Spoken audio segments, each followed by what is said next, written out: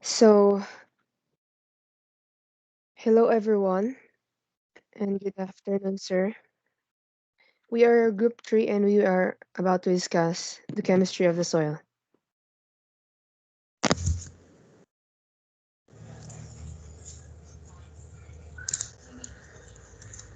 So, rinig ba ako? Oh, Yep. alright. Okay. So, the chemistry of soil. So, first, let us discuss what is soil. Uh, Formed from the weathering of rocks. First, what is weathering? Well, weathering is the breaking down or dissolving of rocks and minerals on Earth's surface.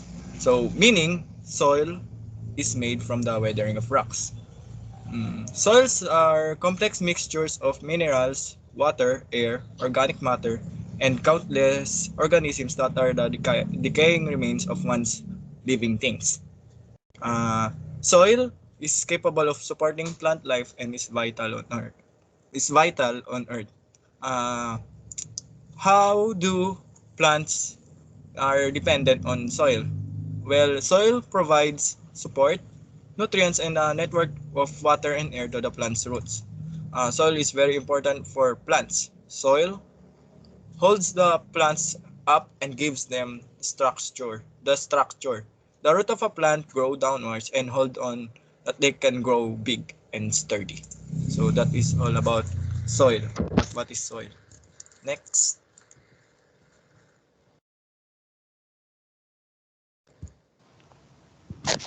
Hello? Rinig po ba? Yes, yes, yes. Bring it here. So, yun po, types of soil. Di-discuss po. Next slide. So, first po is sand. Sandy soil is light, warm, dry, and tend to be acidic and low in nutrients. Sandy soils are often known as light soils due to their high proportion of sand and little clay.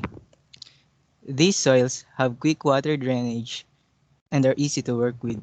They are quicker to warm up in spring than clay soils but tend to dry out in summer and suffer from low nutrients that are washed away by the rain.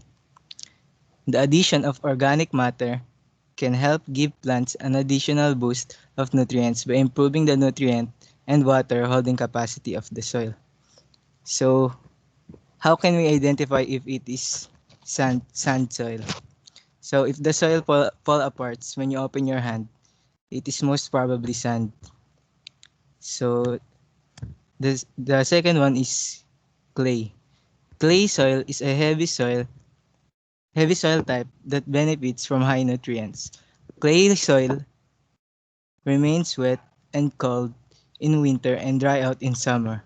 These soils are made of over 25% clay, and because of the spaces found between clay particles, clay soils hold a high amount of water. That's why it's malleable. So because these soils drain slowly and take longer to warm up in summer, combined with drying out and cracking in summer, they can often test gardeners. So how can we say if it is clay soil? Uh, if the soil stays clumped and doesn't fall apart when prodded, then it is most probably clay soil. And the third one is silt. Silt soil is a light and moisture retentive soil type with a high fertility rating. As silt soils comprise of medium-sized particles, they are well drained and hold moisture well. As these particles are fine, they can be easily compacted and are prone to washing away with rain. By adding organic matter, the silt particles can be bound into more stable clumps. So how can we tell if it is silt soil? Silt soil is fine and feels almost floury to touch when dry. When wet, it becomes smooth. It becomes a smooth mud that you can form easily into balls or other shapes in your hand. When seed soil is very wet, it blends seamlessly with water to form fine runny puddles of mud. So next slide. The fourth one is peat. Peat soil is high in organic matter and retains a large amount of moisture. This type of soil is very rarely found in a garden and often imported into a garden to provide an optimum soil base for planting.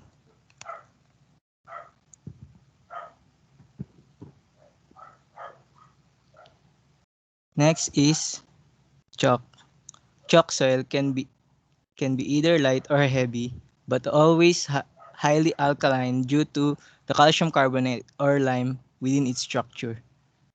As these soils are alkaline, they will not support the growth of ericaceous plants that require acidic soils to grow. If a chalky soil shows signs of visible white lumps, then they can't be acidified, and gardeners should be resigned to only choose plants that prepare an alkaline soil. So, how can we say if it is chalk soil? So, pag nakakuha ka ng maliit na part tapos napapangsulat, and most probably chalk soil siya. And then the last type is loam soil. Loam soil is a mixture of sand, silt, and clay that are combined to avoid the negative effects of each type. These soils are fertile, easy to work, easy to work with, and provide good drainage. Depending on their predominant composition, they can be either sandy or clay loam. As the soils are a perfect balance of soil particles, they are considered to be a gardener's best friend, but still benefit from topping up with additional organic matter. So, yun po ang 6 types of soil.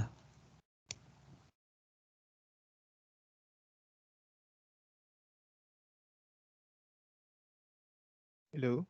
Rinig po ba? Rinig. Okay. Thank you.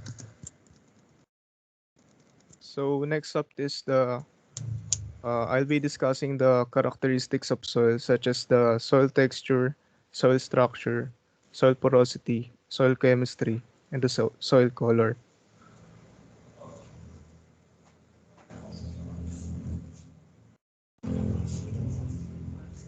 So the soil texture. Um, Soils are made up of different combination of sand, silt, and clay particles. Soil is made up of different size particles.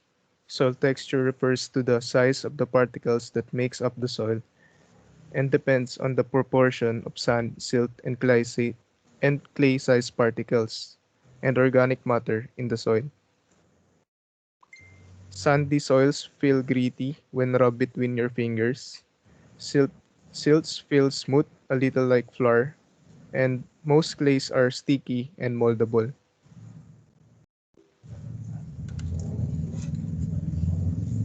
Soil texture can influence whether soils are free draining, whether they hold water, and how easy it is for plant roots to grow.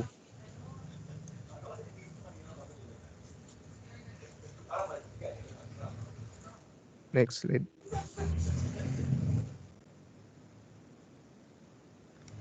So, the name of the soil often identifies the dominant particle. For example, Timaru silt loam describes a soil that has a predominance of silt.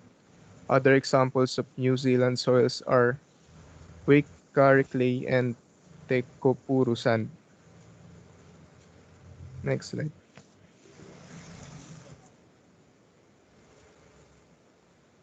So, the soil structure. Soil structure describes the way the sand, silt, and clay particles are clumped together. Organic matter such as decaying plants and animals, and soil organisms like earthworms and bacteria influence soil structure. Soil structure is important for plant growth, regulating the movement of air and water, influencing root development, and affecting nutrient availability. So here are some examples of soil structures.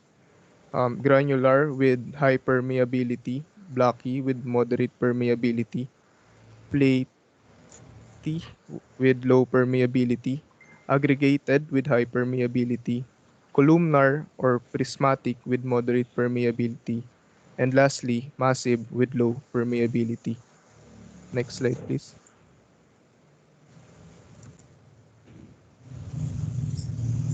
So, next is the soil porosity. Soil porosity refers to the pores within the soil. Porosity influences the movement of air and water. Healthy soils have many pores between and within aggregates. Poor quality soils have few visible pores, cracks, or holes. So, on the left side is an example of a soil with high porosity. As you can see, it has large spaces in between them. And on the right side is an example of a soil with low porosity with small spaces. Next slide. So next is the soil chemistry. Clays and organic matter in the soil carry negative charges. Water in the soil dissolves nutrients and other chemicals. Nutrients like potassium and ammonium have positive charges. They are attracted to the negatively charged organic and mineral matter, and this prevents them from being lost through leaching as water moves through the soil. Soils can be acid, alkaline, or neutral. Soils pH level influences nutrient absorption and plant growth.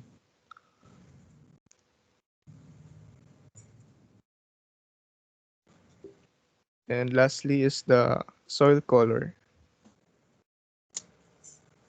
If you thought that all soils are brown, think again. Soil colors range from black to red and to white.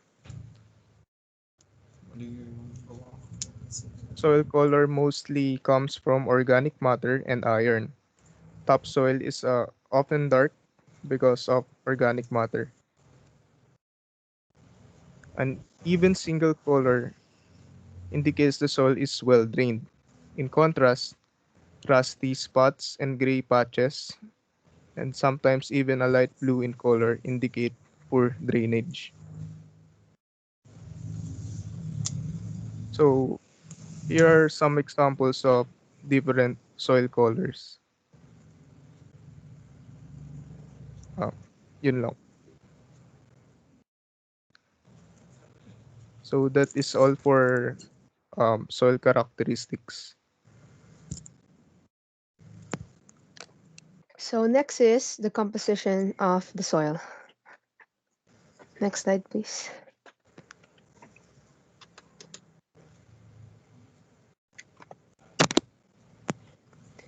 So, the soil composition is an important aspect of nutrient management. While soil minerals and organic matter hold and store nutrients, soil water is what readily provides nutrients for plant uptake. Soil air too plays an integral role since many of the microorganisms that live in the soil need air to undergo the biological process that release additional nutrients into the soil. This is why soil composition is very important to the nutrient management because as we all know, soil is the ultimate source of the nutrients that plants need. There are four things that were mentioned here: the soil minerals, the organic matter, the soil air, and soil water, which comes hand in hand for the overall nutrient management of the soil. Kung wala yung isa diyan, hindi magiging maganda yung kinalabasan ng isang soil composition. So, nakadepende sila lagi sa isa't isa. Ka so, yun. Next slide, please. Next slide po.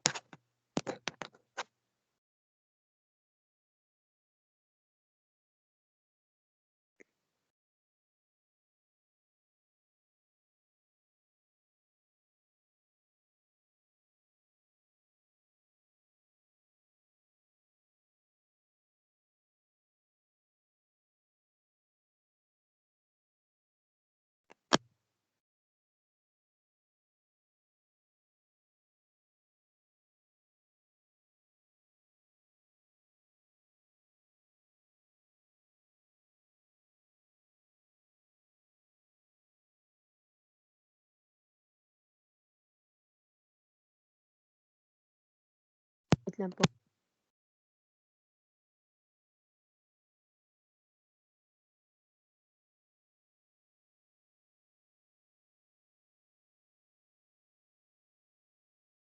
Those four things we just mentioned, which are the minerals, organic matter, and water and air, are the four basic components of the soil composition. The minerals or the inorganic matter takes up to 45% of the soil composition. The next is the water and air, which both take 25% each, and the least is the 5%, which is organic matter.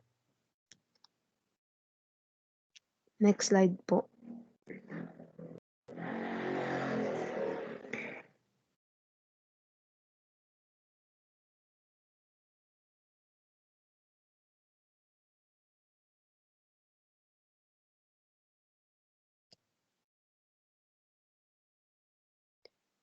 Okay, so yung four components na yon will go to under two categories, which are the abiotic and abiotic.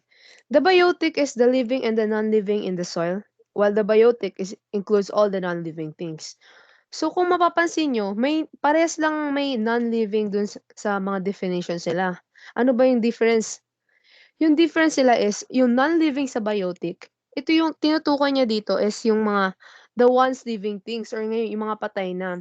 Naging alive sila at one point pero namatay din. Sa abiotic naman, ito yung mga non-living things dito. Ito yung hindi naman buhay in the first place. Patay na talaga sila. So, please remember that these percentages are only generalization at best. Isa siyang approximate assumptions na ginawa ng mga soil scientists through various tests. Kasi yung soil composition is very dynamic and very complex. Pwede silang mag-change depende sa topography, sa climate, sa presence of living organisms, sa vegetation and plant distribution at marami pang iba.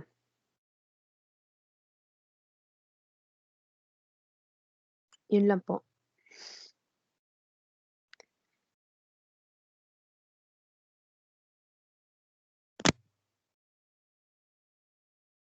Okay, so good day everyone.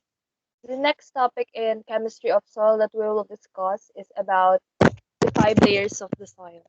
The soil develop horizons for its layers becomes progressively altered. The layers of the soil can be recognized visibly, chemically, and or physically. Its top or its uppermost layer has the greatest degree of weathering.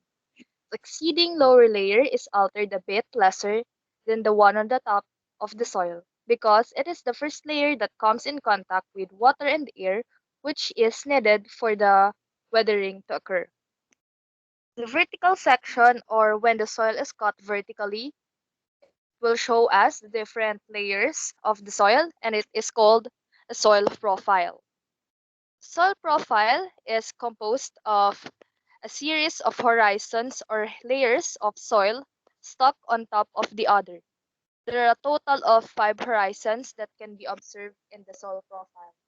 It is represented by the letters A, O, E, P, and C. There were some soils that doesn't have all the horizons, and there were also some which possess all of the horizons. There were also some soil that may have multiple varieties of one horizon, such as A, B, E, B, where a horizon is repeated. Most soils have 3 major horizons: A horizon, B horizon, and C horizon. And some soil have an organic horizon or the surface layer. So let's move on and discuss the characteristics of 5 layers of the soil. First one is O horizon, or we known as the surface layer. It is the uppermost layer of the soil.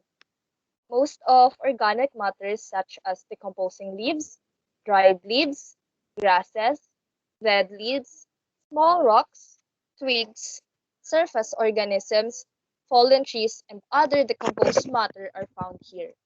These layers appear to be dark in color because of the decomposing process that is occurring in this area. Presence of this layer differs in every soil. minsan kala natin na yung ibang soil, pag nakita natin yung ibang soil is kung ano yung nasa top, yun na yung mismong surface layer niya. But hindi. Kasi ang horizon minsan wala siya sa ibang soil. Like yung mga soil na walang katabing mga puno or mga bumabagsak na mga decomposing matters, organic matters. Makikita mo lang siya most probably sa mga forested areas. Ayan. So it usually present in forested areas where there is large accumulation of debris fallen from trees. So yan, next po. So the second one is the A horizon, or known as the topsoil. The topsoil is the darkest layer of soil. This layer has the highest amount of organic materials and is known as the humus layer. Thus, it appears to be the darkest layer among all. The soil's humus decays dead plants and animal remains, which makes the topsoil very fertile. It is rich in minerals in which plants needs for its growth. The topsoil is soft and porous to hold enough air and water. In this layer, the seed germination takes place and new roots are produced which grows into a new plant. It is the region where the most intense biological activity takes place. Worms, insects, and other animals dig through it. Additionally, plants stretch its roots down into it. The roots of the plants helps to hold the said layer of soil in place. Minerals in topsoil may dissolve in fresh water that moves through it, and to eventually it will be carried down to the lowest layer of the soil. Small particles such as clay is also possible to get carried down to the lowest layer as water seeps down into the ground. The topsoil is the most useful part or layer of the soil. Next slide. So the third one is the E-horizon, or the alluviated. This layer is absent in some soil but is often found in older and forest soils. E-horizon has been heavily leached when precipitation or irrigation caused the soluble nutrients to be lost from the soil. It is mostly composed of the sand and silt and has lower content of clay and nutrients than an overlying A-horizon. Thank you.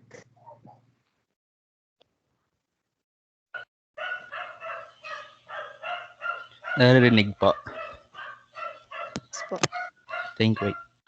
So the fourth one is the B horizon, or known as subsoil, which is below the topsoil.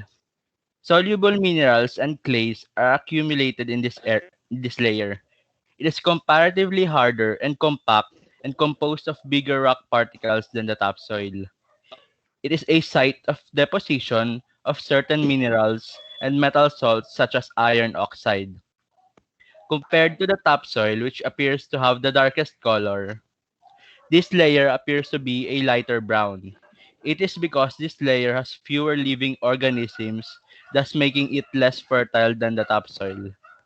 However, in some cases, the roots of some trees can reach this layer.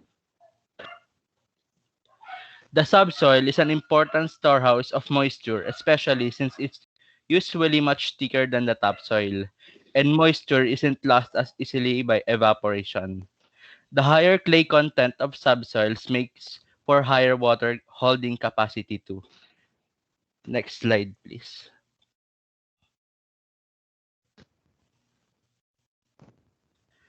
The fifth one is the sea horizon, or also known as substratum, which is below the B horizon or subsoil. This layer is the deposit at Earth's surface wherein the soil is developed. It consists of small lumps of broken rocks formed by partial weathering of bedrock. It is also known as saprolite. Saprolite is defined in the glossary of geology as a soft, earthy, typically clay-rich, thoroughly decomposed rock, formed in place through chemical weathering of igneous, sedimentary, and metamorphic rocks. The geological material present in this zone is cemented. It is the least weathered part that can be found directly above the solid, consolidated bedrock, but beneath of all the weathered material is also known as regolith. Regolith, which is another term for the sea horizon, is an important factor for most life. since few plants can grow on or within solid rock, and animals would be unable to burrow or build shelter without loose material. That is all.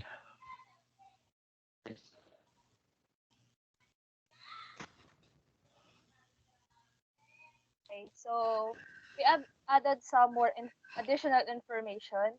There is also another layer called our horizon or the bedrock of the soil. This layer contains mass of rock such as granite, quartzite, limestone, or sandstone that create or form the parent material for some soils. It is compacted and cemented layer. This layer is found beneath all the other layers, the O horizon, A horizon, E horizon, B horizon, and C horizon. This is the layer where the soil is produced over a long period of time, and it is not literally considered as part of the soil, as a soil, thus making it not part of the five layers of the soil. So yeah, next po.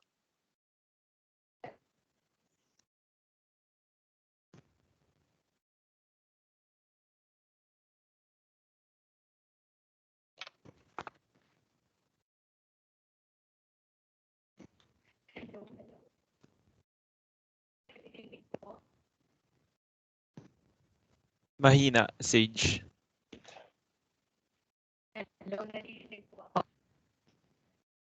Medyo choppy. Lag.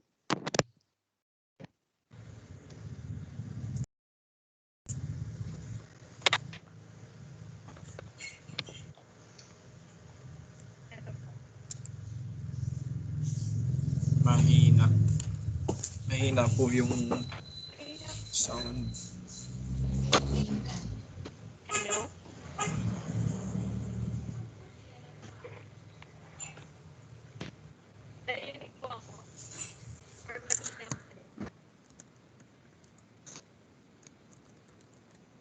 Pipo.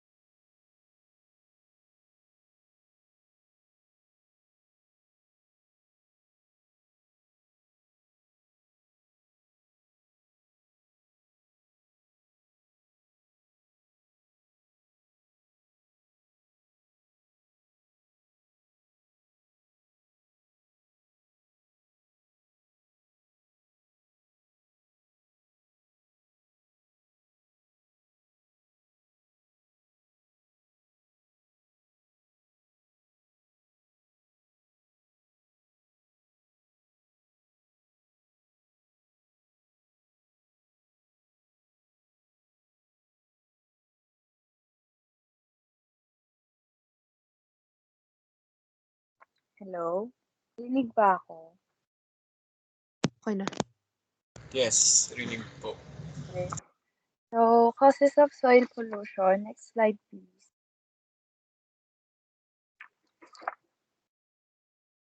So, what is soil pollution? Soil pollution or soil contamination is defined as the presence of toxic chemicals, pollutants, and contaminants in soil that causes soil pollution, can be man-made or can be natural. So, these are some of the causes of soil pollution. Next slide, please.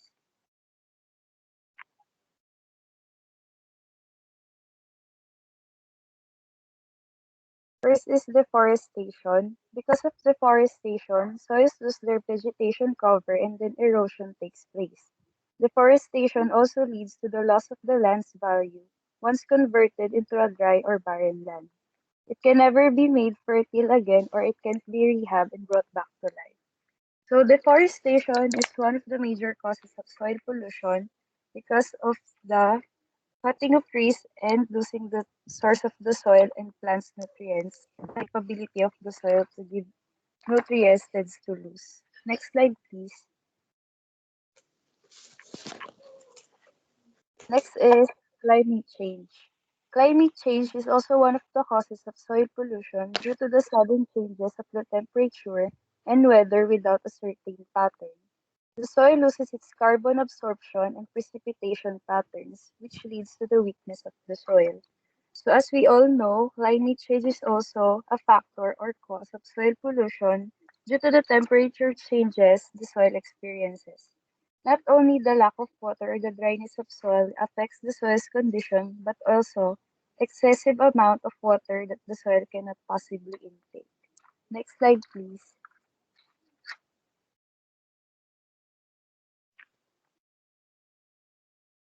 Next is improper disposal of industrial waste. Improper disposal of highly toxic industrial or chemical waste can severely pollute the soil. These chemicals that has high toxicity can not only affect the soil and the ground, but also the water that is near the ground. So, as we all know, excessive improper disposal affects our environment and the living things around us, especially the soil. Also, improper disposal of industrial waste can also affect the soil and living things around the soil.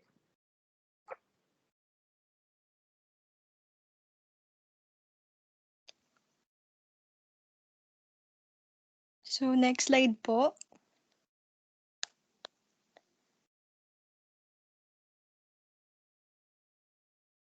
So, before tayo mag-proceed sa excessive use of fertilizers and pesticides, so alamin muna natin yung three types of industrial waste. So, first, chemical waste. So, chemical waste, this is typically generated by factories, processing centers that may include harmful or dangerous chemicals and chemical residue. The next one is solid waste. Solid waste includes a variety of different materials, including cardboards, plastics, packaging materials, and scrap metal. Then the last one is the toxic and hazardous wastes. So this one is comprised of materials that can cause serious health and safety problem if waste disposal is not handled correctly. So, toxic and hazardous waste includes dangerous byproducts materials, no? And then now let's proceed to excessive use of fertilizers and pesticides. So, ayan. So, it become a main cause of soil pollution these days, no? Because of the high demand of food, merong short period of time ang farmers to produce a crops which required them or push them to use excessive use of fertilizers and pesticides so crop can be produced in much faster rate. And we know naman na ang chemical fertilizers and pest, uh, pesticides ay nag-release ng toxins that may kill microorganisms that may help to grow a plant, no? So with this cause to creates imbalance of soil fertility. And now that we know the man-made cause of soil pollution, then now let's proceed to the natural cause of soil pollution.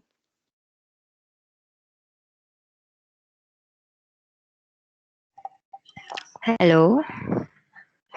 Naririnig ba ako? Yes. Yes po. Okay. So for the natural pollutants, apart from the rare cases when a natural accumulation of chemicals leads to soil pollution, natural processes may also have an influence on the human released toxic chemicals into the soil, overall decreasing or increasing the pollutant toxicity and or the level of contamination in the soil. So, in some extremely rare processes, some pollutants are naturally accumulated in soils. This can occur due to the differential deposition of soil by the atmosphere. And another manner in which this type of soil pollution can occur is via the transportation of soil pollutants with the precipitation of water. And this is possible due to the complex soil environment involving the presence of other chemicals and natural conditions which may interact with released pollutants. So, an example of a natural processes that leads to soil pollution is the natural accumulation. So, next slide, please. So the natural accumulation of compounds in soil due to the imbalances between atmospheric deposition and leaking away the precipitation water. So yes, so nasabi ko na yun a while ago, no? So ang example neto is the concentration and the accumulation of perchlorates in the soil and arid environment. So sa mga di nakakaalam, itong mga perchlorates is a chemical compound containing an ion. Tapos itong arid areas are regions that are characterized by severe lack of water to the extent na naghihinder or nagpe-prevent sa growth and development ng plants and animal life. So another example ng natural pollutants is, next slide please, is the natural production. So sa natural production in soil under certain environmental conditions. So ang example netong natural productions na natural pollutants is when the natural formation of ions in soil in the presence of chlorine source, metallic objects, and or using the energy generated by a thunderstorm. So yes, next slide.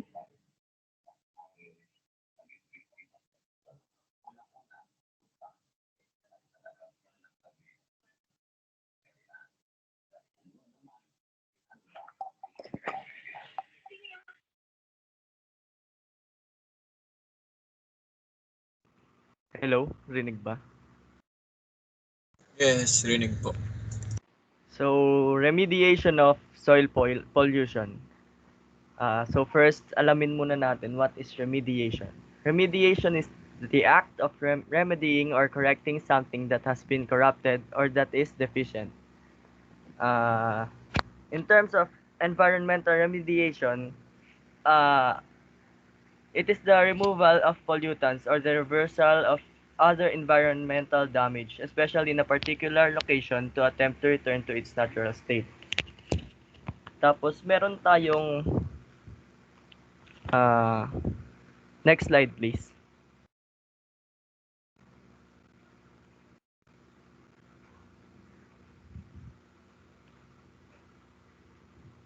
What is in-situ remediation? Uh, in-situ remediation is a technique that breaks down and purifies contaminants by activating microorganisms present in the soil. So, para mabilis maalala, in-situ remediation breaks down and purifies contaminants. Actually, dalawa yan. We have in-situ and ex-situ Bioremediation. Ex-situ bioremediation is an alternative to in-situ. This process puts the tainted soil in above-ground treatment area and eliminates contaminants using the indigenous microbial population. And next slide, please.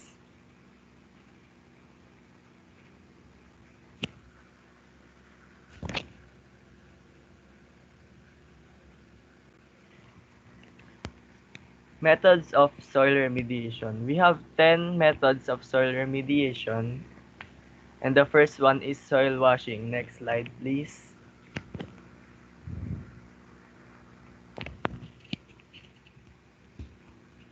Soil washing. Soil washing is a process that utilizes surfactants with water to remove contaminants from the soil. It usually dissolves or suspends the pollutants in the wash solution and separates the soil by particle size. So, dyan sa image, it is the process of soil washing. So, polluted soil goes in the scrubbing unit, and then after going through the scrubbing unit, the clean soil is separated and stockpiled. And the remaining polluted soil is separated for second clean-up method or landfill. Landfill meaning it is garbage disposal in which the waste is buried between layers of earth. And ayun yung sa taas naman, yung waste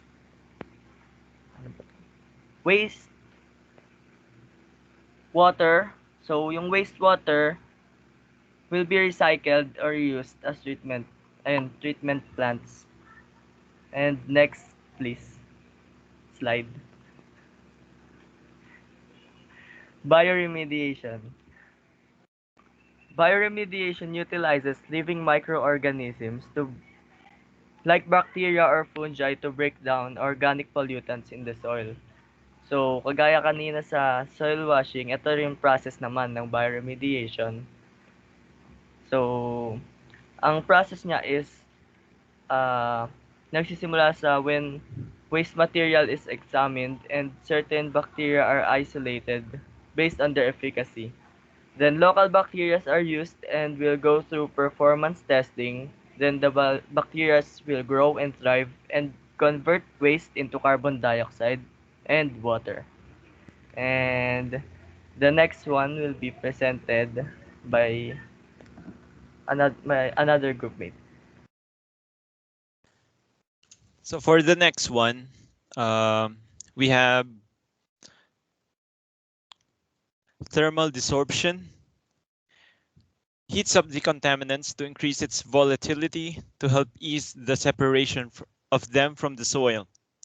It is an ex situ process, meaning off-site, as stated by Alan a while ago, that uses either direct or indirect heat exchange to vaporize or volatilize contaminants from the soil.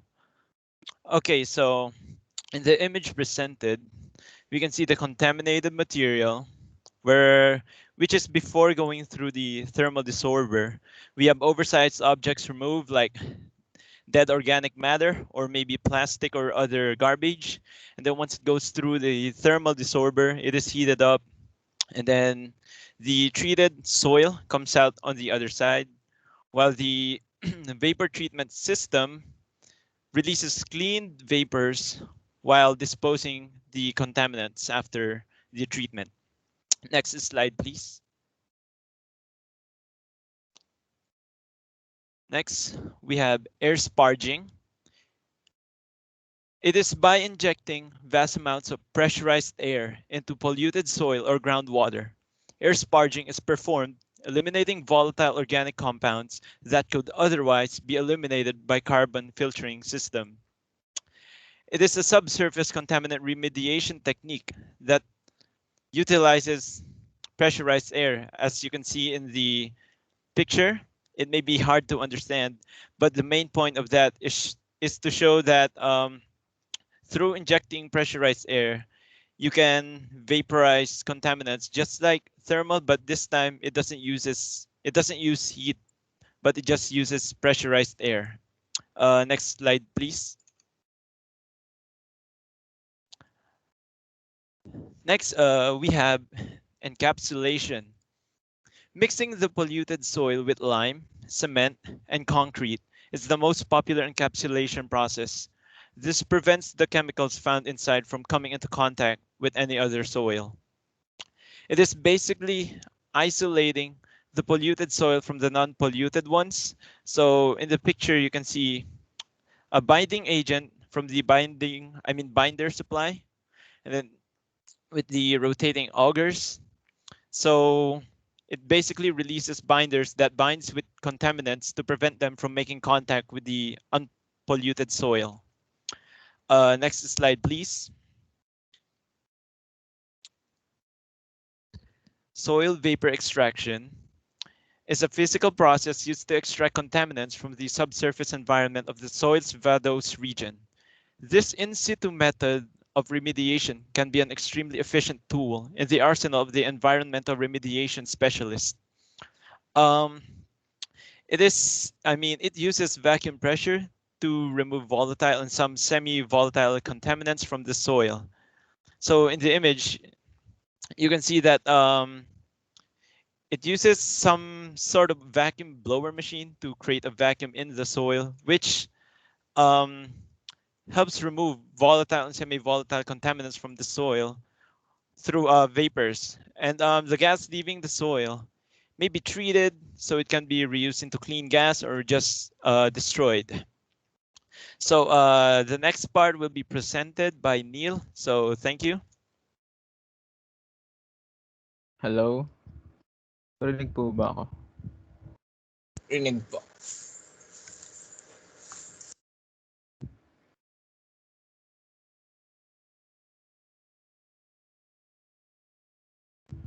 Next slide po. Electrical resistance heating, or ERH.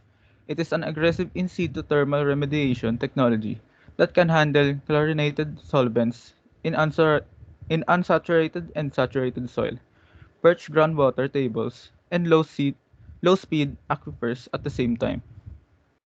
So as you can see, the subsurface soil is heated using electricity, and the contamination is removed using vapor extraction wells, just like Jasper presented previously. Next slide, please.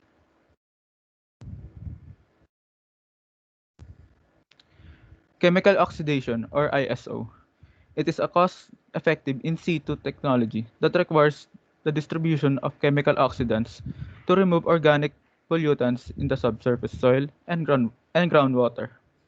ISCO can be used in a number of ways and is a secure and reliable approach to soil remediation. So the contamination is destroyed using specific chemical oxidants such as permanganate, persulfate, peroxide, and ozone. Next slide, please.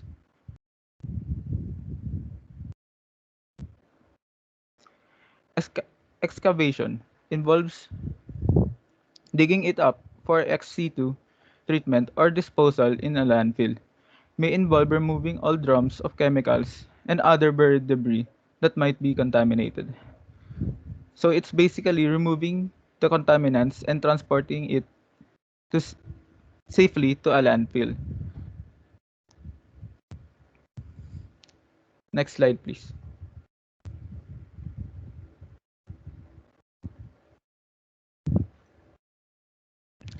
Institutional controls means a legal or administrative action or requirement imposed on the property to minimize the potential for human exposure to contamination or to protect the integrity of the remediation.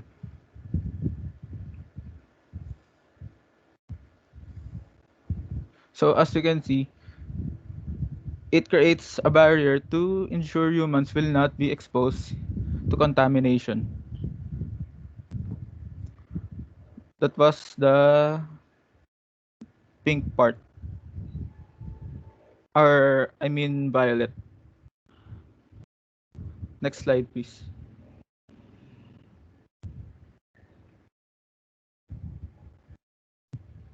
So that's soil remediation of Team 3. Thank you for listening.